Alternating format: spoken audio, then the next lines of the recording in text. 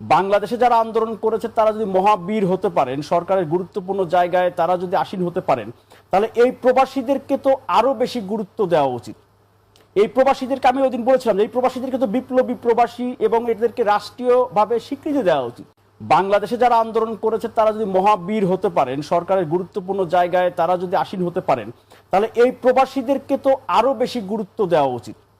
এই প্রবাসীদেরকে আমি ওই দিন বলেছিলাম যে এই প্রবাসীদেরকে তো বিপ্লবী প্রবাসী এবং এদেরকে রাষ্ট্রীয়ভাবে স্বীকৃতি দেওয়া উচিত। সংযুক্ত আরব আমিরাতের কথা যদি শুধু বলি, সংযুক্ত আরব আমিরাতে যেই প্রবাসীরা এই জুলাই মাসের 19 তারিখ 18 তারিখে যারা ওইখানে বাংলাদেশের ছাত্র জনতার আন্দোলনকে সমর্থন করে বিক্ষোভ করে জেলে গিয়েছিল, তাদের মধ্যে কয়েকজনের সাথে আমার কথা হয়েছে। তারা যখন দেশে আসছেন, অন্তর্বর্তীকালীন সরকারের প্রধান উপদেষ্টা ডক্টর মোহাম্মদ ইউনূস ওনার ব্যক্তিগত উদ্যোগে উনি সংযুক্ত আরব আমিরাত সরকার প্রধানের সাথে কথা বলে তাদেরকে সাধারণ ক্ষমায় নিয়ে আসতে পারছেন। 176 জনের মতো এখন পর্যন্ত আসছেন। তাদের মধ্যে কয়েকজনের সাথে কথা হয়েছে, প্রবাসী কল্যাণ মন্ত্রণালয় তারা এসেছিলেন।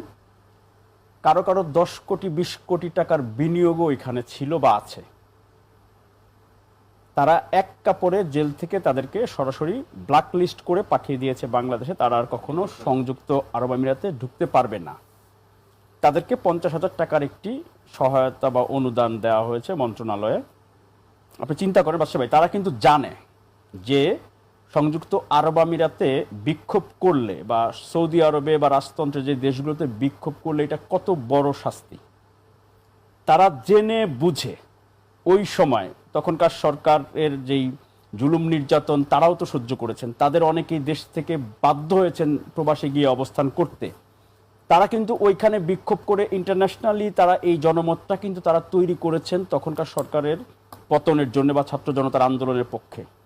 এই প্রবাসীদের মধ্যে যে বললাম 186 জনের মতো যারা মুক্ত হয়ে দেশে এসেছেন, তাদের একটি তালিকা মন্ত্রণালয়ে আছে সংযুক্ত আরব আমিরাতেরই। শুধু এখনো সংযুক্ত আরব আমিরাত, সৌদি আরব সহ বিভিন্ন দেশের কারাগারে, মানে সংখ্যা কত কেউ জানে না, কিন্তু কারাগারে তারা রয়েছে এই আন্দোলনের কারণে। এরপরে ওই সময় যেই দূতাবাসের কর্মকর্তারা, বিশেষ করে সংযুক্ত আরব আমিরাতের দুবাই কনসুলেটের কনসাল জেনারেল তখন যিনি ছিলেন BM জামাল হোসেন, এক প্রবাসীরা তার নাম ধরে, আসিফ নজরুল যিনি উপদেষ্টা, ওনার প্রোগ্রামে কিন্তু আপনার হট্টগোলও হয়েছিল, এটি দেখেছিলেন সেখানে।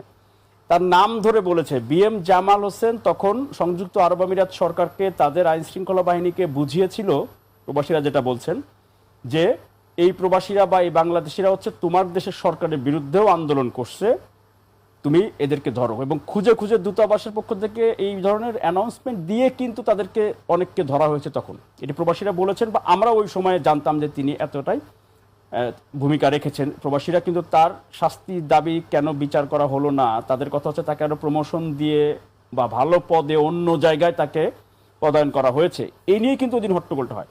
আপনি চিন্তা করেন, বাংলাদেশে যারা ছাত্র আন্দোলনের নেতৃত্ব দিয়েছেন তারা অনেক গুরুত্বপূর্ণ জায়গায় সরকারে আছেন, আবার সমাজেও তারা অনেক প্রভাবশালী বা পাওয়ারফুল, অনেক গুরুত্বপূর্ণ, বা তাদেরকে মানছেন সবাই বা মানতে বাধ্য হচ্ছেন।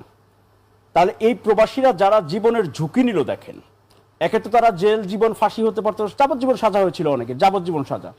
এই ঝুঁকি নিয়ে তার ব্যবসা বাণিজ্য, তার পুরা জীবনের সব অর্জন বাদ দিয়ে ঝুঁকি নিয়ে জেল খাটবে, তার সারা জীবন জেলে থাকতে হবে, সেই ঝুঁকি নিয়ে তারা আন্দোলন করলেন। তাদেরকে মুক্ত করে দেশে আনা হলো, এটি তারা শুকরিয়া জানিয়েছে, তারা ধন্যবাদ জানিয়েছেন। দেশে আনার পরে তাদেরকে 50,000 টাকার একটি খাম আপনি দিয়ে দায় সারা, এদের কোনো তালিকা গভর্নমেন্টের কাছে এখনো নাই। বাংলাদেশে যারা আন্দোলন করেছে তারা যদি মহাবীর হতে পারেন, সরকারের গুরুত্বপূর্ণ জায়গায় তারা যদি আসীন হতে পারেন, তাহলে এই প্রবাসীদেরকে তো আরো বেশি গুরুত্ব দেওয়া উচিত। এই প্রবাসীদেরকে আমি ওই দিন বলেছিলাম যে এই প্রবাসীদেরকে তো বিপ্লবী প্রবাসী এবং এদেরকে রাষ্ট্রীয়ভাবে স্বীকৃতি দেওয়া উচিত। কারণ বাংলাদেশে যারা আন্দোলন করেছে তাদের চেয়ে কোনো কোনো অর্থে দ্বিগুণ বা কয়েক গুণ বেশি ঝুঁকি নিয়েছেন, তো অনেক বেশি ঝুঁকি। কিন্তু তাদের আমরা দেখলাম রেমিটেন্স শাটডাউন করে, যেমনি তখনকার সরকার শেখ হাসিনা সরকারকে অর্থনৈতিকভাবে চাপে ফেলেছে, আর এখন এই 5 মাসে রেকর্ড সংখ্যক রেমিটেন্স পাঠিয়েছে কিন্তু এই প্রবাসীরা এই সরকারকে সাপোর্ট দেওয়ার জন্য। কিন্তু তাদেরকে আমরা ন্যূনতম মূল্যায়ন করতে পারছি না।